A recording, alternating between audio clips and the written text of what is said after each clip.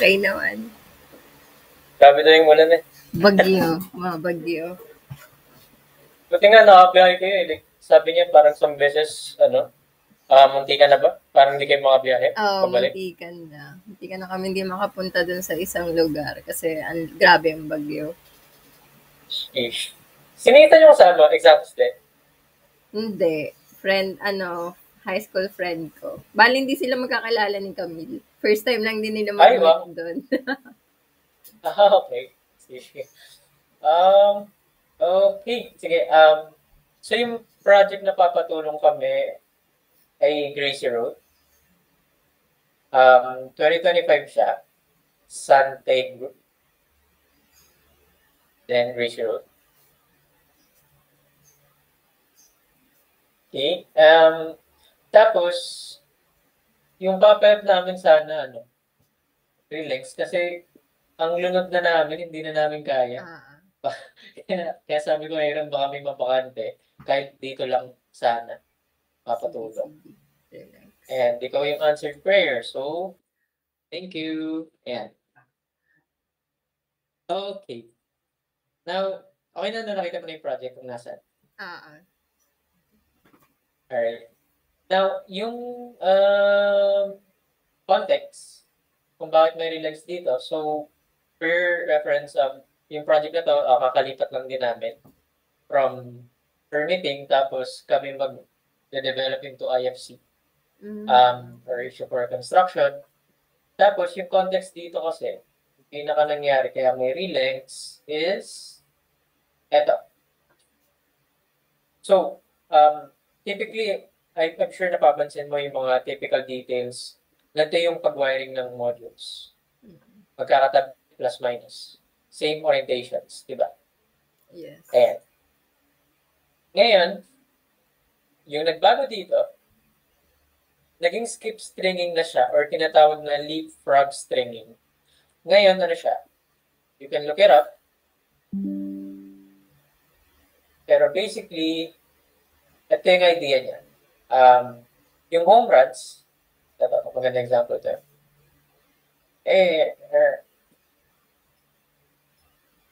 Ito yun. Ay, tama. Ayan, para may kaming difference. Wait lang. Trying my best. Yan. Okay. So, for your reference, ito yung kalimitang ginagawa natin. Yung daisy chain wiring na tinatawag. Ito. Yung typical na plus-minus magkakatabi. Right? Plus-minus, yan. Yung magkakatabi. Ngayon, kapag leapfrog stringing, pansin mo, di ba yung lumaran yung conventional natin, yung home runs natin, ay isa na sa dulo. Tapos magkabilang dulo siya. Right? So, ganun yung kalimitang details natin. Kagaya ng shown dito ngayon. So, may isang string, ay, dito na lang. So, dito. Yan. So, yung strings natin, from one end, and then pagkatapos ng string na yun, ito na yung home run. So, ito yung pupunta dito, ito pupunta dito. And ganun din kayo mag-lengths. Tama? Okay pa naman? Yes. Okay. So, yun yung karaniwang method na ginagawa natin. Ngayon, pinropose dito yung skip stringing. I'm assuming dahil sa voltage drop niya, mataas na siya, 4%. And until now, nalilito pa rin ako 3% ba? O no? Basta alam ko 3 to 5%. Yung accumulated VD for solar, yung acceptable. So dahil 4% to, that's the reason why I'm thinking, gagawin nilang skip stringing. Parang bawasan yung overall voltage drop. Okay? So, ano yung maapektuhan nating lengths? So, as mentioned, ito yung conventional way, right? Magkabilang dulo yung home run sa pag-measure ng lengths, right? So, ito yung A, ito yung B, or whichever man. Yan yung dalawang lengths na mini-measure natin. Yung starting points nila. Ngayon naman, para sa project na to, this one, yung B, A stays where it is. No. Dito pa rin siya. Ano yung home run niya. Same pala. Pero yung B, kung mapapansin mo, nandito na siya. Ito na yung home run. Ayan. Ito, yung pulang to. Yun na yung pa-home run, pa-combine. So, therefore, dahil sa changes na yan, yung combiner lengths natin, no changes, right? Wala tayong changes sa combiner lengths kasi ganun pa rin naman yung routing. So, walang change dito. Kaya, nag-overthink ako. Meron ba? Ay, nagkaroon ng changes. Oh. Teka lang. Go lang. Ay, Big Maria.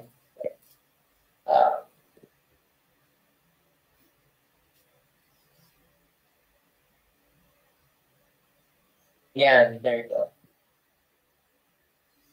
MV, I'm pretty sure walang nagbago.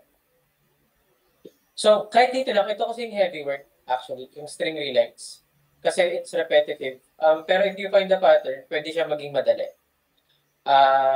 So, going back, kung paano yung gagawin mo. So, sa DC calcs, okay naman, may question ka sa concept ng skip stringing. Wala pa naman. Generic. Okay. So, yan, going back sa concept na yan, na napag-usapan natin, open mo yung DC calcs and open mo yung string layout.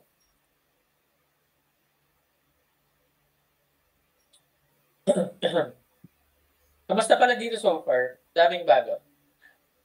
Oo, madami. Nakakapanibago.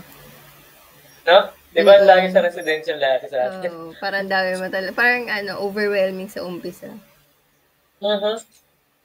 Yeah, actually, first 2 months, 3 months ko, like, aligaga ako lagi. Ganun.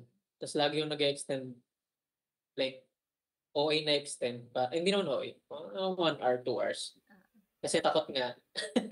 Bilang bago, tapos hindi pa maintindihan yung ginagawa. Totoo. Buti nga ngayon, kahit pa paano, like, very well structured na siya. Yun tayo sa CSP.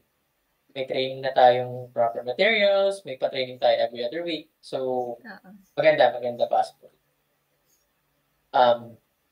Okay, sorry, tumalbog. So your task is to measure legs. Ayan. What's this?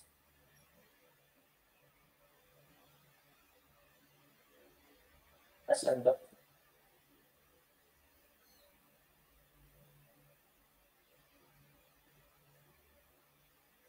Weird.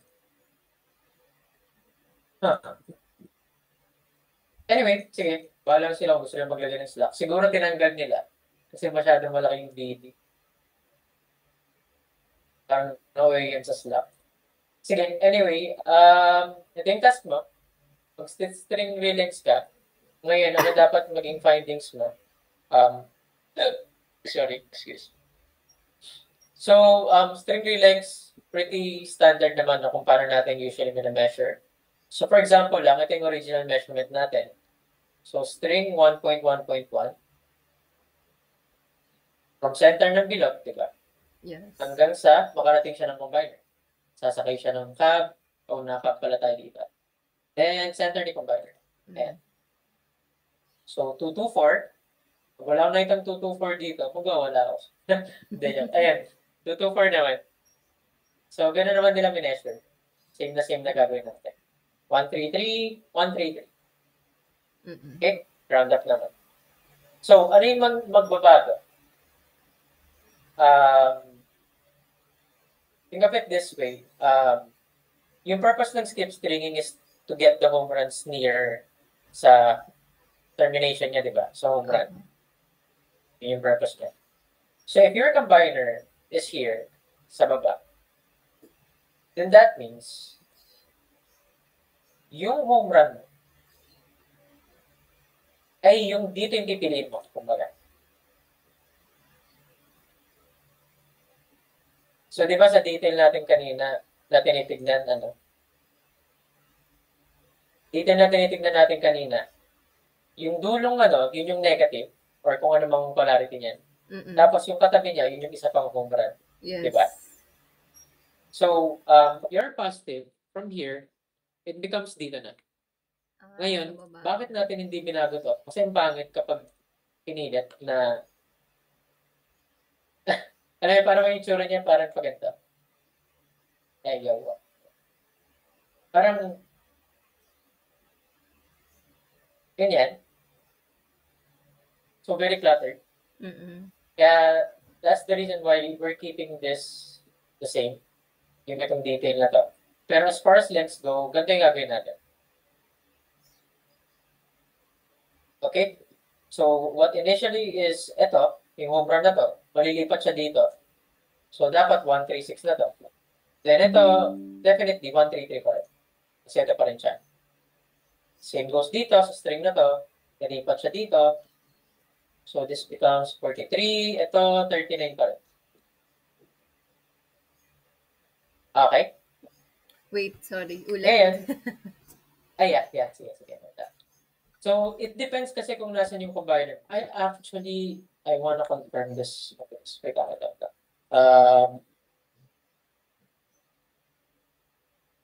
Yeah, tama. Kasi nilapit natin yung home run dito.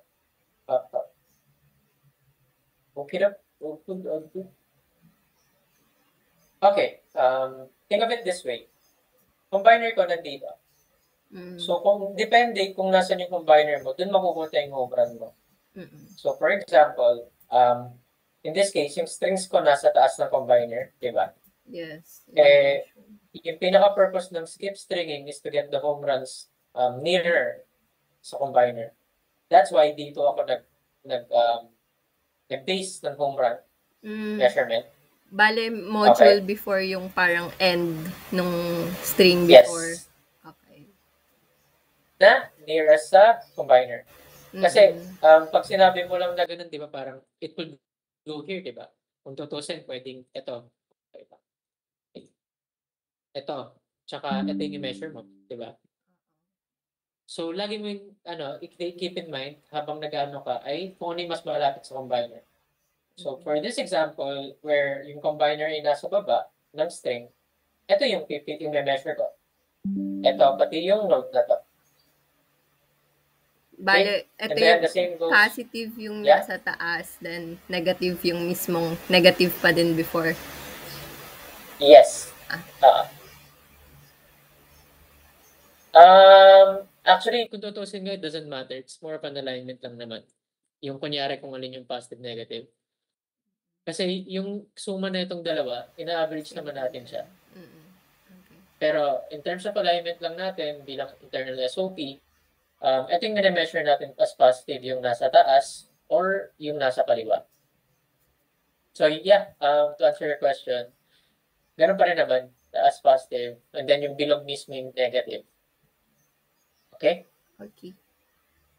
So that's one scenario kung saan nasa baba yung combiner. And then, ito at ito, yun yung unang string mo, di ba? And then yung second string mo, ito yung measurement mo. Ayan. Yan yung home run na, di ba? Yes. Pati ito. Yeah. Okay, clear naman? Yeah, clear naman dyan. Okay. Now, let's say na your strings ay nasa baba. Okay? Nandito yung combiner sa taas. Saan ka magme-measure ng home run mo? Definitely hindi sa baba. Positive. Bakit? Ano ulit yung concept ng skip stringing? Yung palapit, di ba? Palapit yung home run. So, kapag nandito na sa baba yung string mo, sa combiner, pag may measure ka, ito na yung positive mo. Okay? And then, yung negative mo, from here, from ito, malilipat siya dito. Okay. Jet suppose.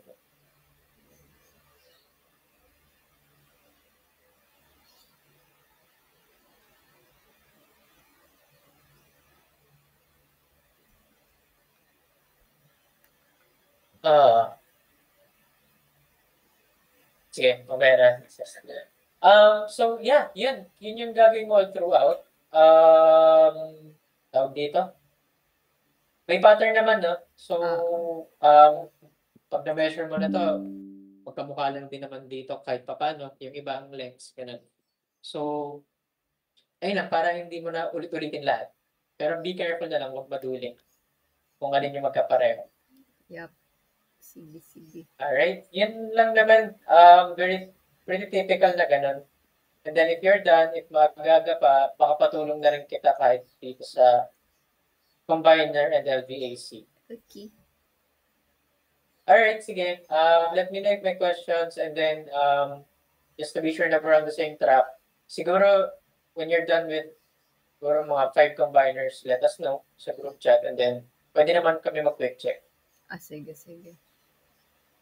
Alright. Yun lang, Ana. Thank you. Thank you, Ki. Pwede ka na mag-grab para, Okay. para ma-start mo na yan kasi magdadaldalan lang naman kami dito. Sige, sige. Bye-bye. Thanks, Ana. Thank you. Bye.